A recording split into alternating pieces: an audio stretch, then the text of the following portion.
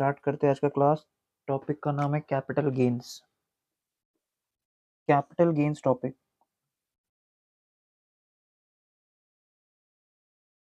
Now ये जो chapter है कैपिटल गेन्स की उसका थर्ड क्लास है। ऑलरेडी 2 क्लास हम लोगों ने कंप्लीट कर लिया था।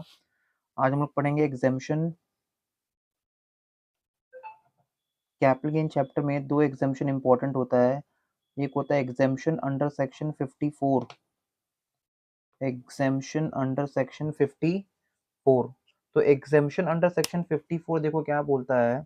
अगर हम लोगों ने घर बेच के दूसरा घर खरीदा है, अगर हम लोगों ने कोई भी रेसिडेंशियल हाउस प्रॉपर्टी को ट्रांसफ़र किया प्रीवियस ईयर में और उसके बदले कोई दूसरा new residential house property purchase किया, तो हम लोग को एग्जम्पशन मिल जाएगा। एग्जम्पशन अंडर सेक्शन 54 क्या बोलता है। हम लोगों ने हाउस प्रॉपर्टी, ठीक है, हाउस को ट्रांसफ़र किया। ओल्ड हाउस, हमारे पास एक एग्जिस्टिंग हाउस था, उस ओल्ड हाउस को हमने ट्रांसफ़र कर दिया। ठीक है, उस ओल्ड हाउस को हमने किसी और को ट्रांसफ़र कर दिया, सेल आउट कर दिया। ठीक है, और जो प्रोसीड्स आया, बेच के जो पैसा आया, उससे हमने नया घर परचेज किया। मतलब घर बेच के अगर घर परचेज किया, ठीक है, घर बेच कर हम लोगों ने घर परचेज किया, ठीक है, तो हम लोग को क्या मिल जाएगा, एग्जेम्पशन मिल जाएगा अंडर सेक्शन 54। पुराना घर बेच के अगर हम लोगों ने नया घर परचेज किया तो हम लोग को एग्जेम्पशन मिल जाएगा अंडर सेक्शन 54। ठीक है, तो इन दैट केस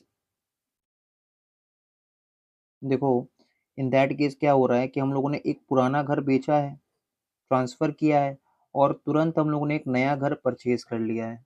तो अगर हम लोग घर बेच के घर घर खरीदेंगे, ठीक है, पुराना घर बेच के कोई नया घर खरीदते हैं, तो हम लोग को एग्जेम्पशन ग्रांट होगा अंडर सेक्शन 54। सेक्शन 54 क्या बोलता है कि एग्जेम्पशन किसको मिलेगा, एसएससी को मिलेगा, इंडिविजुअल एसएससी को मिलेगा। ठीक है, इंडिविजुअल एसएससी या फिर एचयूएफ को मिलेगा अंडर सेक्शन 54। किसको मिलेगा एग्जेम्पशन, जिसने पुराना घर बेचा है और बदले में नया घर परचेज किया है। ठीक है, देखो पेज नंबर 463 में क्या लिखा हुआ है, it is applicable. Page number 463 में आ जाना बुक में। Section 54 deduction from capital gain on sale of residential house property, section 54 it is applicable to individual और एचयूएफ। ये एग्जाम्पशन किसको मिलेगा, इंडिविजुअल को मिलेगा या फिर एचयूएफ को मिलेगा। SSC has transferred a long term residential house. जो पुराना घर हम लोग बेच रहे हैं वो एक लॉन्ग टर्म प्रॉपर्टी होना चाहिए। मतलब वो पुराना घर एटलीस्ट 36 मंथ्स या उससे ज्यादा पुराना होना चाहिए। मतलब 3 साल या उससे ज्यादा पुराना होना चाहिए।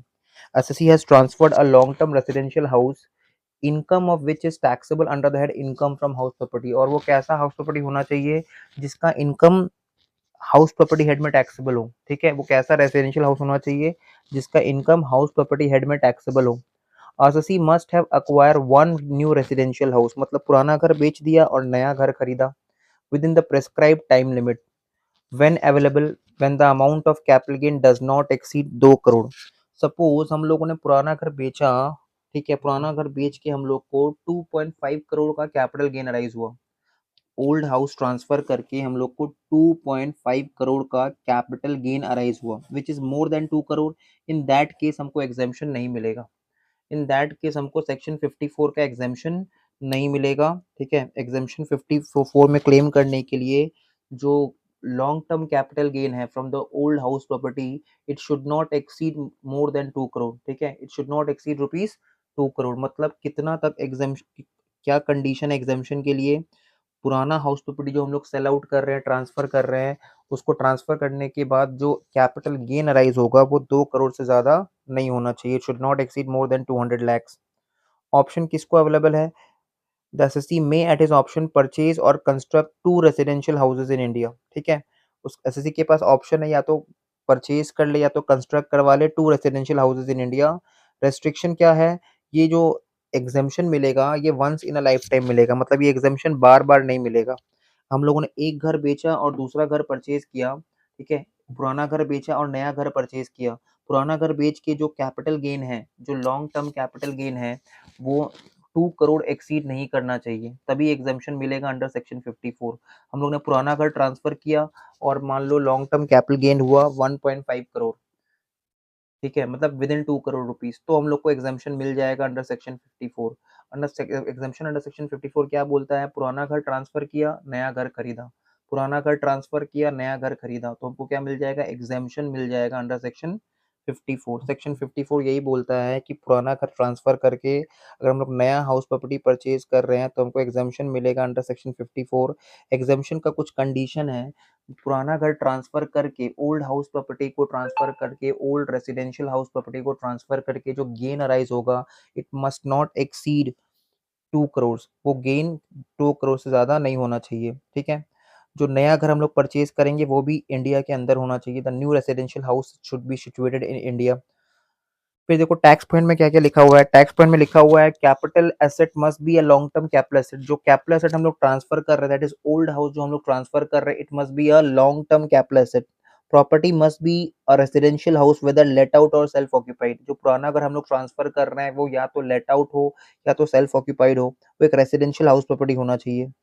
Income of such property must be taxable under section 22, मतलब हाउस प्रॉपर्टी हेड में टैक्सेबल होना चाहिए। Land transfer appurtenant to house property together with such house property also qualifies for deduction. मतलब हम लोगों ने घर भी बेचा और जमीन भी बेच दिया उसके साथ साथ, तो इन दैट केस उसका भी हम लोग को एग्जाम्पशन मिल जाएगा।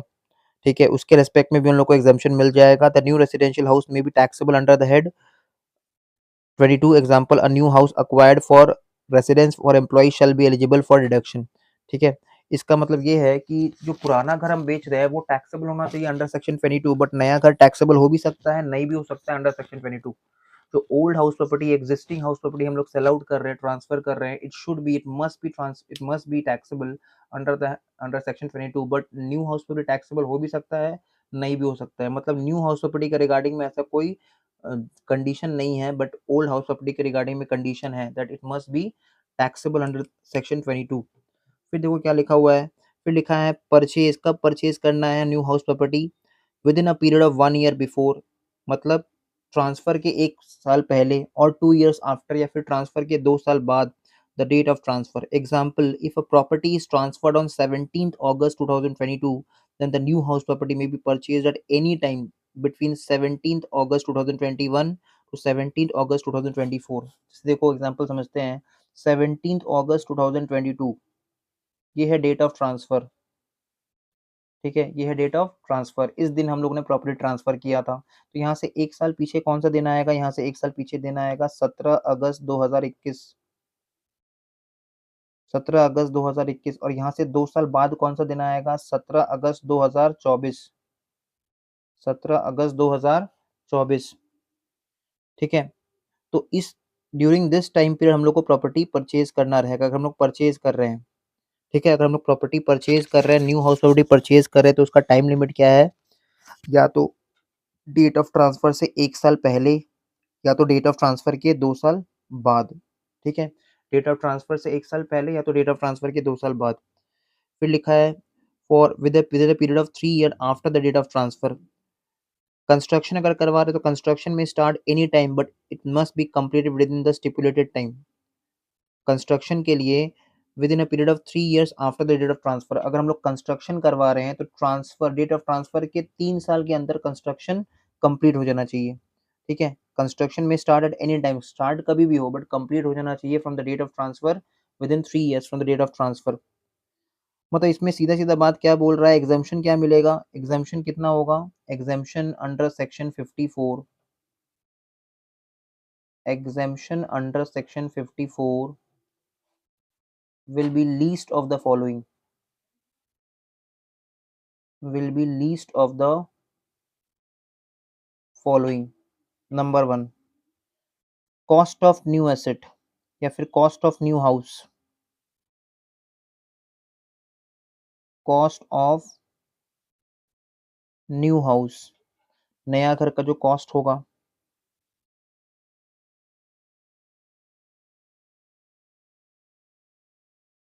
Up to rupees 10 crore, up to rupees 10 crore. इसका मतलब अगर cost of new house 10 crore से ज़्यादा है तो ये एग्जेम्पशन कहाँ तक लिमिटेड रह जाएगा? 10 करोड़ तक। अगर नया घर का कॉस्ट 10 करोड़ से ज़्यादा है तो एग्जेम्पशन कहाँ तक रिस्ट्रिक्टेड रह जाएगा? 10 करोड़ तक। और दूसरा पॉइंट रहेगा LTCG, LTCG। तो एग्जाम्पशन क्या होगा, एग्जाम्पशन मिलेगा अंडर सेक्शन 54। ये एग्जाम्पशन कब मिलता है, जब हम लोग ओल्ड हाउस प्रॉपर्टी को ट्रांसफर करते हैं और उसके बदले एक न्यू हाउस प्रॉपर्टी परचेज करते हैं। एग्जाम्पशन 54 में कब मिलता है, जब हम लोग ओल्ड हाउस प्रॉपर्टी को ट्रांसफर करते हैं और उसके बदले न्यू हाउस प्रॉपर्टी परचेज करते हैं। कंडीशन क्या है, ओल्ड हाउस प्रॉपर्टी को ट्रांसफर करके जो गेन अराइज होगा it must not exceed ₹2 crore. Old house property को ट्रांसफर करने के बाद जो गेन अराइज होगा it must not exceed ₹2 crore. अगर वो 2 करोड़ से ज्यादा का गेन है तब एग्जाम्पशन नहीं मिलेगा अंडर सेक्शन 54। एग्जाम्पशन कितना मिलेगा, एग्जाम्पशन कितना मिलेगा, ये पॉइंट इंपॉर्टेंट है। लीस्ट ऑफ द फॉलोइंग, जितना नया घर का कॉस्ट है, कॉस्ट ऑफ न्यू हाउस, ठीक है, अप टू ₹10 करोड़ का मतलब क्या है, suppose cost of new house है 5 करोड़ एंड LTCG है 50 lakhs, तो 5 करोड़ और 50 lakhs में लोअर कौन सा, 50 lakhs का एग्जाम्पशन हो जाएगा, 50 lakhs का एग्जाम्पशन हो जाएगा। Suppose cost of new house है 12 करोड़ एंड LTCG है थर्ड LTCG है सपोज 9 करोड़, तो 9 करोड़ का एग्जाम्पशन हो जाएगा बिकॉज ये लोअर है, ठीक है, ये लोअर है। याद रखना, अगर cost of new house 10 crore से ज्यादा है तो कॉस्ट ऑफ न्यू हाउस को 10 करोड़ तक ही एग्जाम्प्ट मानना है। तो इस चीज को क्लियर करने के लिए नीचे कुछ एग्जांपल्स दिया हुआ है बुक में, देखो। LTCG 6 करोड़ है, cost of new asset 13 crore है, तो लोअर कौन सा होगा इन दोनों में, 6 और 13 में लोअर तो 6 होता है, ठीक है। But cost of new asset भले ही 13 करोड़ है बट उसको कितना कंसिडर करना है, 10 करोड़ तक, तो डिडक्शन कितना होगा, 6 करोड़, और 10 करोड़ में जो लोअर है 6 करोड़। LTCG 14 करोड़ है, cost of new asset 18 crore है, but 18 crore cost of new asset होने के बाद भी हम लोग को लोअर कितना कंसिडर करना है, cost of new house 10 crore. अब देखो 14 करोड़ और 10 करोड़ में लोअर कौन सा है, 10 करोड़, ठीक है, 14 और 10 में लोअर कौन सा है, 10। सिमिलरली LTCG 13 करोड़ है, cost of new asset 8 crore है, तो इन दोनों में हम लोग को लोअर ले लेंगे बिकॉज देखो original cost of new asset 8 crore है और वो 10 करोड़ से कम है। तो होपफुल यहाँ तक समझ में आ गया होगा, ठीक है। मतलब सीधा सीधा बात यही है, मोटा मोटी बात यही है यहाँ पे कि एग्जाम्पशन अंडर सेक्शन 54 कब मिलता है, जब हम लोग ओल्ड हाउस प्रॉपर्टी को ट्रांसफर करते हैं और बदले में एक न्यू हाउस प्रॉपर्टी परचेज करते हैं। पुराना घर को बेचा, नया घर खरीदा, ठीक है। पुराना घर का जो LTCG है वो 2 करोड़ से ज्यादा नहीं होना चाहिए, ठीक है। जिस दिन घर को हमने ट्रांसफर किया, अगर हम लोग घर परचेज कर रहे हैं तो उसका 1 साल पहले हम लोगों ने कोई नया घर खरीदा होगा या फिर उसके 2 साल बाद हमने कोई नया घर खरीदा होगा। और अगर हम लोग घर कंस्ट्रक्शन करवा रहे हैं, कंस्ट्रक्शन के केस में जिस दिन हमने घर ट्रांसफर किया वहां से 3 साल के अंदर हम लोग को नया घर का कंस्ट्रक्शन कंप्लीट करवा लेना है, तभी हम लोग को एग्जाम्पशन ग्रांट होगा under section 54। Exemption under section 54 क्या बोलता है, least of the following will be exempt. पहला क्या बोल रहा है, cost of new house which should not exceed 10 crore. अगर cost of new house 10 crore से ज्यादा है तो भी 10 करोड़ ही कंसिडर करना है, ठीक है। और दूसरा पॉइंट बोल रहा है LTCG, long term capital gain, इन दोनों में जो लोअर होगा। तो इस सारा चीज को समझने के लिए एग्जाम्पल करते हैं जिससे सारा बात क्लियर हो जाए, ठीक है। तो आ जाओ एग्जाम्पल नंबर 15 में, क्वेश्चन नंबर 15, मिस विनीता वाला question.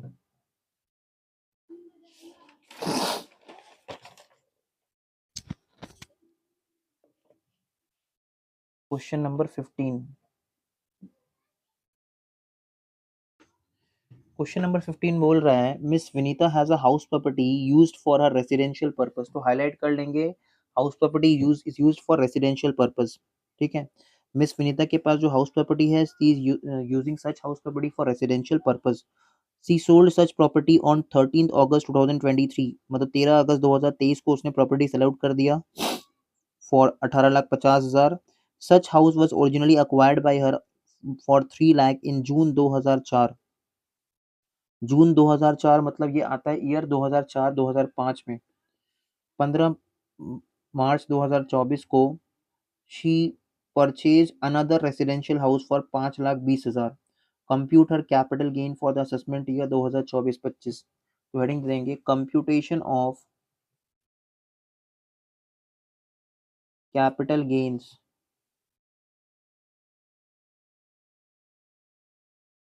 Of miss Vinita, comma a resident individual for the assessment year 2024-25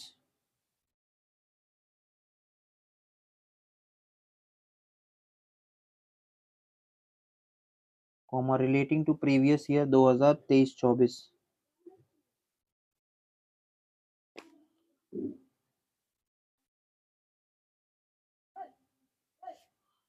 particulars और 2 अमाउंट का कॉलम। सबसे पहले हम लोग देख लेंगे कि पीरियड ऑफ होल्डिंग। जो ओल्ड हाउस प्रॉपर्टी है वो परचेज किया गया था इन जून 2004।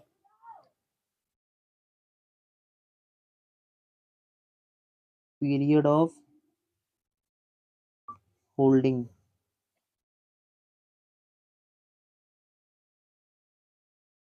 जून 2004 एंड इसको सेल आउट किया गया है ऑन 13 अगस्त 2023।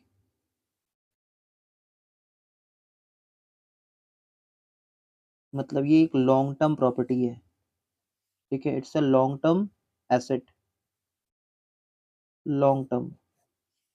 तो पीरियड ऑफ होल्डिंग लिख दिए। अब लिख देंगे full value of consideration. Full value of consideration. तो फुल वैल्यू ऑफ कंसिडरेशन देखो क्या दिया हुआ है क्वेश्चन में। Miss Vinita has a house property used for a residential purpose. She sold such property on 13th August 2023 for 18,50,000। तो ये 18,50,000 हो जाएगा full value of consideration. 18,50,000 will be considered as full value of consideration। Sale proceeds को हम लोग बोलते हैं full value of consideration. इससे हम लोग लेस कर देते हैं नंबर 1 एक्सपेंस ऑन ट्रांसफर या एक्सपेंडिचर ऑन ट्रांसफर। तो लेस कर देते हैं नंबर 1 एक्सपेंस ऑन ट्रांसफर, जिसमें ब्रोकरेज आता है या फिर कमीशन। तो ऐसा कुछ था नहीं सम्स में, तो ब्रोकरेज या फिर कमीशन नहीं था तो नील।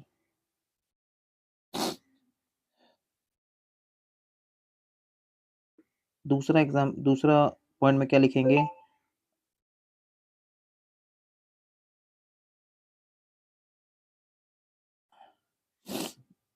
दूसरा में लिखेंगे हम लोग इंडेक्स्ड कॉस्ट ऑफ एक्विजिशन। क्योंकि एक लॉन्ग टर्म प्रॉपर्टी है, ये एक लॉन्ग टर्म प्रॉपर्टी है इसलिए इंडेक्सेशन होगा। और देखो ये प्रॉपर्टी कब परचेज किया गया है, 1 अप्रैल 2001 के बाद। ये प्रॉपर्टी कब परचेज किया गया था, 1 अप्रैल 2001 के बाद, इसलिए इसका इंडेक्सेशन जो होगा वो नॉर्मली होगा। मतलब जून 2004 में परचेज किया गया है तो 2004-5 का इंडेक्स वैल्यू देखेंगे हम लोग चेक करेंगे 2004-5 का इंडेक्स वैल्यू, ठीक है। तो देखो 2004-5 में ये जो प्रॉपर्टी है वो कितना में परचेज किया गया था, 2004-5 में ये जो प्रॉपर्टी है वो परचेज किया गया था फॉर ₹3 लाख। तो जून 2004 में ये प्रॉपर्टी परचेज किया गया था फॉर ₹3 लाख। और जून 2004 का मतलब होता है ईयर 2004-2005। उस टाइम का जो इंडेक्स वैल्यू था, तो चार्ट में चेक कर लेना, इंडेक्स वैल्यू था 113। और अभी जो करंट इंडेक्स वैल्यू चल रहा है तुम्हारे सिलेबस के हिसाब से वो चल रहा है 348। तो 3 लाख डिवाइड बाय 113 इंटू 348, तो ये आ रहा है 9,23,894। 9,23,894।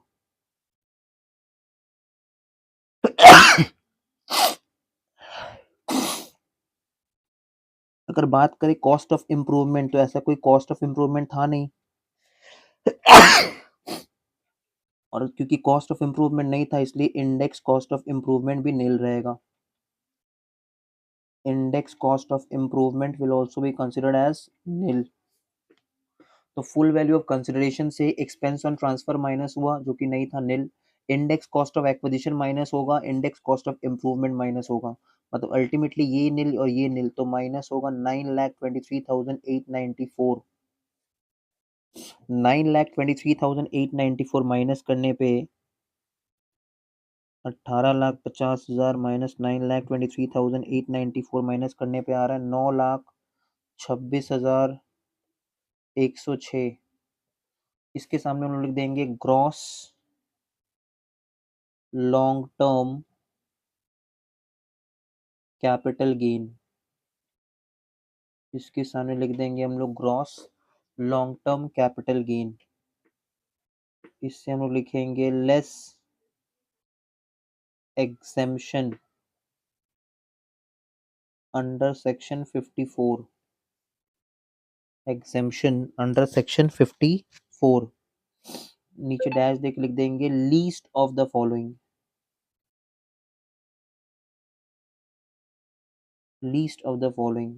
Number 1, cost of new house.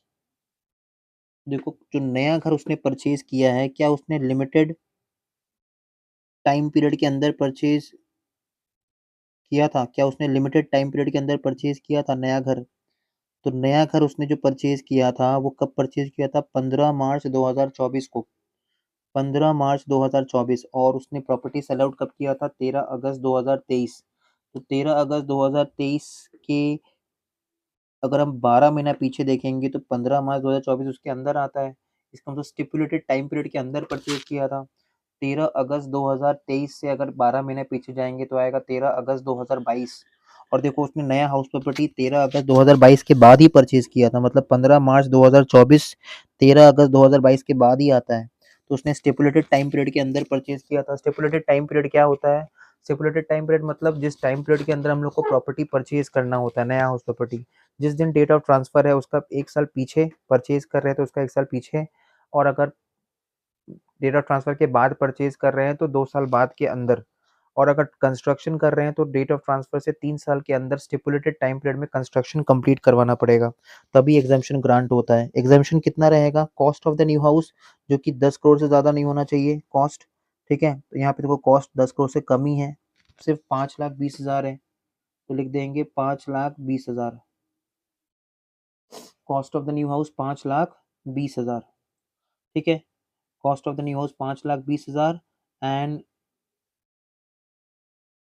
याद रखेंगे कि एग्जाम्पशन का अमाउंट है, ये इनकम का अमाउंट है। Exemption can never exceed income, ठीक है। सेकंड केस में हम ले लेंगे long term capital gain, gross LTCG, जो कि है 9,26,106। तो इन दोनों में जो लोअर होगा वही एग्जाम्प्ट होगा, मतलब 5,20,000 एग्जाम्प्ट हो जाएगा। तो gross long term capital gain में से 5,20,000 एग्जाम्प्ट हो जाएगा, तो रिमेनिंग वैल्यू टैक्सेबल हो जाएगा, जो कि हो जाएगा 4,06,106। ये हो जाएगा taxable LTCG, taxable long term capital gain.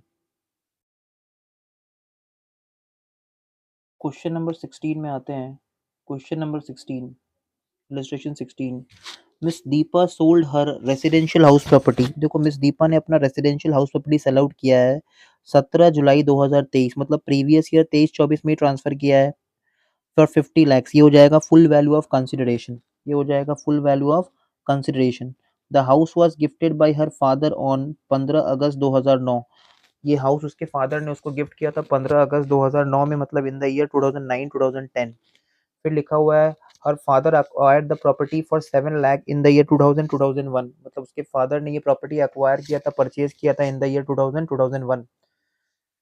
तो ये प्रॉपर्टी 1 अप्रैल 2001 के पहले का परचेज किया हुआ है, इसलिए इसका जो कॉस्ट ऑफ एक्विजिशन कंसीडर किया जाएगा वो होगा original cost of acquisition 7 lakh रुपया, या फिर FMV of the asset on 1 April 2001 9 lakh रुपया, विच एवर इज हायर।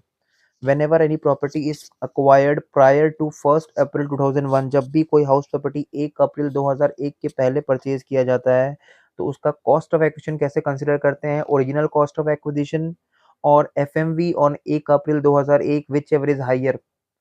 तो यहाँ पे original cost of acquisition 7 lakh है and FMV of the property on 1 April 2001 9 lakh रुपया है। तो 7 लाख और 9 लाख में हायर कौन सा है? 9 लाख। 9 लाख को कंसिडर करेंगे कॉस्ट ऑफ एक्विजिशन। लेकिन ये क्योंकि गिफ्टेड प्रॉपर्टी है तो याद रखेंगे गिफ्टेड प्रॉपर्टी के केस में जो इंडेक्सेशन होता है वो होता है from the date of transfer.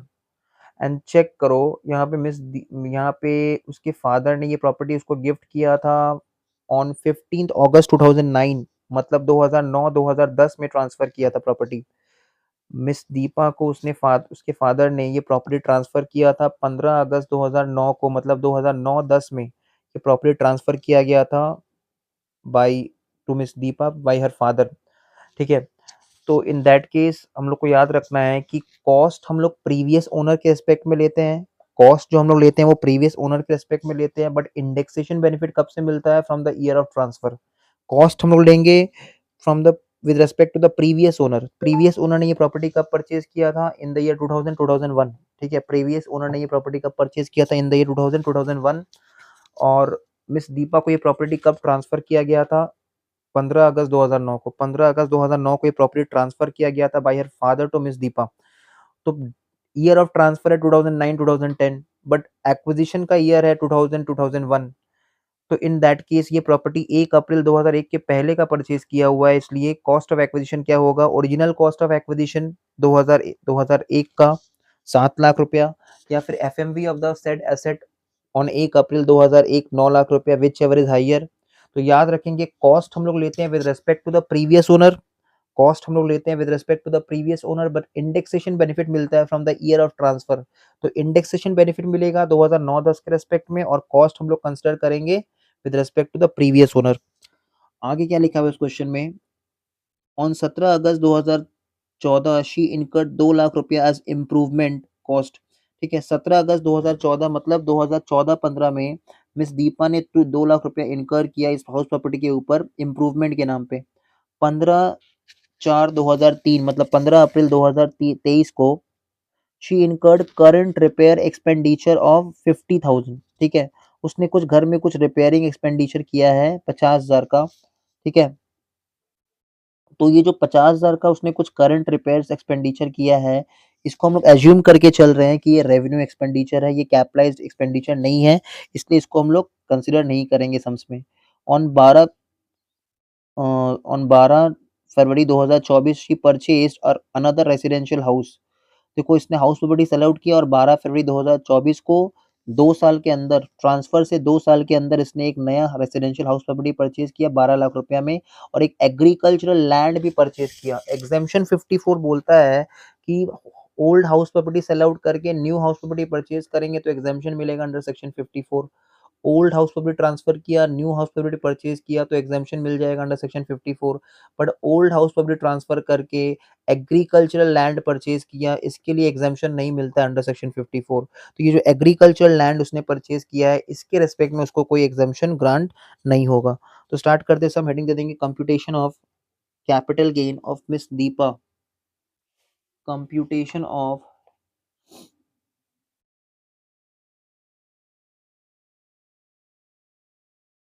Capital gain of miss Deepa comma a resident individual for the assessment year 2024-25 relating to previous year 2023-24 particulars and दो अमाउंट का कॉलम। तो सबसे पहले तो देख लो पीरियड ऑफ होल्डिंग। ये जो प्रॉपर्टी है वो परचेज किया गया था इन द ईयर 2000-2001। तो ऐसे लिख देंगे पहले period of holding, period of holding 2000 2001 two. ये प्रॉपर्टी सेल आउट कब हुआ? Miss Deepa sold his residential house property on 17 July 2023। तो 17 जुलाई 2023 मतलब 2023-24 में ये प्रॉपर्टी सेल आउट हुआ। तो 2001 में परचेज हुआ था और 23-24 में सेल आउट हुआ, मतलब ये लॉन्ग टर्म प्रॉपर्टी है। और याद रखेंगे एग्जेम्पशन अंडर सेक्शन 54 कब मिलता है? जब हम लोग कोई long term residential house property को सेल आउट करेंगे और बदले में कोई नया रेसिडेंशियल हाउस प्रॉपर्टी परचेज करेंगे, तभी ये एग्जम्पशन हम लोग को ग्रांट होता है। तो सबसे पहले हम लोग देख लेंगे कि ये जो हाउस प्रॉपर्टी मिस दीपा ने सेल आउट किया है 17 जुलाई 2023 को, इसका फुल वैल्यू ऑफ कंसिडरेशन मतलब सेल प्रोसीड्स कितना है, तो लिख देंगे full value of consideration 50 lakh. Full value of consideration लिख देंगे 50 लाख, लिख दिए। फुल वैल्यू ऑफ कंसिडरेशन में लिखेंगे less number 1 expense on transfer, expense on transfer dash देके लिख देंगे ब्रोकरेज, एक्सपेंस ऑन ट्रांसफर। तो एक्सपेंस ऑन ट्रांसफर इस क्वेश्चन में कुछ भी नहीं दिया हुआ है तो नील लिख देते हैं एक्सपेंस ऑन ट्रांसफर। नंबर 2 में लिख देंगे इंडेक्स्ड कॉस्ट ऑफ एक्विजिशन। अब देखो जो कॉस्ट ऑफ एक्विजिशन हम लोग कंसीडर करेंगे, ये प्रॉपर्टी एक्चुअल में परचेज किया गया था in the year 2000-2001 for 7 lakh और इसका एफएमवी था 1 अप्रैल 2001 को 9 लाख। तो 7 लाख रुपया इसका ओरिजिनल कॉस्ट, परचेज कॉस्ट, और FMV of the property on 1 April 2001 9 lakh, तो हायर लेना है। तो हायर याद रखेंगे, कॉस्ट हमेशा हम लोग with respect to the previous owner लेते हैं। कॉस्ट ऑफ द एसेट हम लोग हमेशा with respect to the previous owner लेते हैं। प्रीवियस ओनर कौन है? मिस दीपा या उसका फादर। मिस दीपा का फादर जो है वो प्रीवियस ओनर है। Miss Deepa is the current owner. ठीक है, तो कॉस्ट हम लोग लेंगे with respect to the previous owner. इसलिए देखो प्रॉपर्टी परचेज कितना में किया गया था? 7 लाख, बट वो परचेज किया गया था 1 अप्रैल 2001 के पहले, इसलिए FMV of the asset on 1 April 2001 9 lakh रुपया, इसलिए 9 लाख रुपया ले रहे हैं। ठीक है, 9 लाख। बट ट्रांसफर किस साल में हुआ था? प्रॉपर्टी ट्रांसफर किस साल में हुआ था? इन द ईयर 2009-2010, 15 अगस्त 2009 को ट्रांसफर हुआ था। तो 2009-10 का जो इंडेक्स वैल्यू है वो है 148। 2009-10 का इंडेक्स वैल्यू है 148, तो डिवाइड बाय 148 और आज का इंडेक्स वैल्यू से मल्टीप्लाई किए 348, तो यह आ रहा है 21,16,216। ये आ गया 21,16,216। उसके बाद देखो 17 अगस्त 2014 मतलब ईयर 2014-15। 17 अगस्त 2014 का मतलब होता है year 2014-15। Cost of improvement, index cost of improvement, कुछ कैपिटलाइज एक्सपेंडिचर किया था घर के ऊपर मिस दीपा ने। ठीक है, कैपिटलाइज एक्सपेंडिचर सबको पता ही है क्या होता है। ऐसा एक्सपेंडिचर जो एसेट का वैल्यू को बढ़ा देता है, उसका लाइफ को बढ़ा देता है, उसको बोलते हैं कैपिटलाइज एक्सपेंडिचर। तो कुछ कैपिटलाइज एक्सपेंडिचर किया था मिस दीपा ने। वो कैपिटलाइज एक्सपेंडिचर कितने का था? 2 लाख रुपया का था। वो कैपिटलाइज एक्सपेंडिचर कितने का था? 2 लाख रुपया का था। तो 2 लाख रुपए का कैपिटलाइज एक्सपेंडिचर किया था मिस दीपा ने। और किस ईयर में किया था? In the year 2014-15। In the year 2014-15। तो 2014-15 का इंडेक्स वैल्यू क्या था? 2014-15 का इंडेक्स वैल्यू था 240। चार्ट में चेक कर लेंगे इंडेक्स वैल्यू, और आज का इंडेक्स वैल्यू है 348। तो ये कितना आ जा रहा है? 2,90,000। 2,90,000 ये आ जा रहा है 2,90,000। इसके अलावा देखो एक और इम्प्रूवमेंट कॉस्ट इनकर किया था। She incurred current repair expenditure of ₹50,000। 15 अप्रैल 2023 मतलब ईयर 2023-24 में उसने सिर्फ 50,000 का कुछ रिपेयरिंग एक्सपेंडिचर किया था। हम लोग एज्यूम करके चल रहे हैं कि जो रिपेयरिंग एक्सपेंडिचर है 50,000 का, ये रेवेन्यू एक्सपेंडिचर है, इसलिए इसको हम लोग कॉस्ट ऑफ इम्प्रूवमेंट में कंसिडर नहीं करेंगे। सिर्फ कैपिटलाइज कॉस्ट को कॉस्ट ऑफ इम्प्रूवमेंट में कंसिडर किया जाता है। तो कुल मिला के 21,16,216 और 2,90,000, 21,16,216 प्लस 2,90,000, कुल मिला के 24,06,216।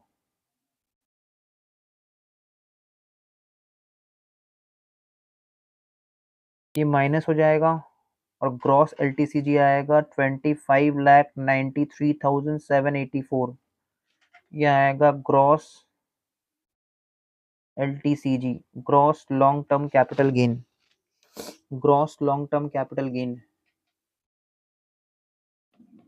इससे लेस कर देंगे exemption under section 54, least of the following, least of the following.